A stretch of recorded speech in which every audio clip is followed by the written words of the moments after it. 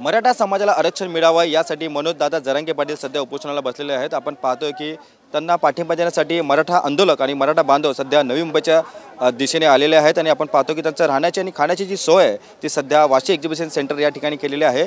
मी माझ्या मागे सध्या दृश्यामध्ये आपल्याला दाखवू इच्छितो की वाशी सिडको एक्झिबिशन या ठिकाणी सध्या हे जे मराठा बांधव आलेले आहेत, खरं तर हे धाराशिवमधून आलेले आहेत। खरं तर 27 तारखेला जो महाराष्ट्राचा मोठा उत्सव असतो गणेश उत्सव, त्याप्रमाणे विधिवत पूजा करत यांनी धाराशिव येथूनच सध्या गणरायाची प्राणप्रतिष्ठा करून सध्या तेच जे मराठा बांधव ते सध्या नवी मुंबईत देखील आलेले आहेत।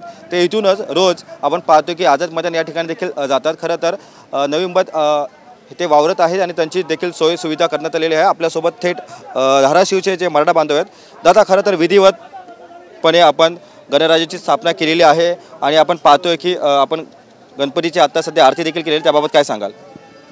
आम्ही धाराशिव जिल्ह्यातून आलेलो आहोत। आम्ही येतानाच गणपती बसून आणलेला आहे 7 दिवसाचा। आम्ही 7 दिवसाला इथं विसर्जन करणार आहोत। खरं तर विधिवत प्रमाणे आता आरती देखील करण्यात आलेली आहे, त्याबाबत काय सांगाल? हॅलो, मी आरती केली आहे त्याबद्दल काय सांगाल? आरती आम्ही दररोज आरती करतो सकाळ संध्याकाळ।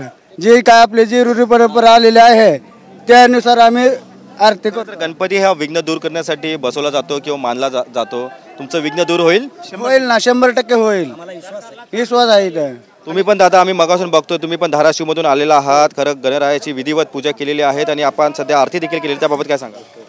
काय नाही, आरती करण्याचं म्हणजे आम्ही इथं चालू म्हणून काय आरती करत नाही।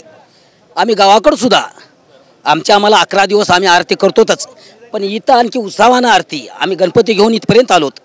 आम्हाला काहीतरी इथलं फळ भेटावं, आमच्या पदरात काहीतरी फळ पडावं या दृष्टीनं आम्ही नक्कीच आमच्या पदरात काहीतरी फळ पडावं यासाठी आम्ही सध्या मुंबईला देखील आलेलो आहे, अशी जी प्रतिक्रिया आहे ती येथील धाराशिवच्या मराठा बांधवांनी व्यक्त केलेली आहे। कॅमेरा पर्सन आदिल शेखसह मी रवी कराड, TV9 मराठी, नवी मुंबई।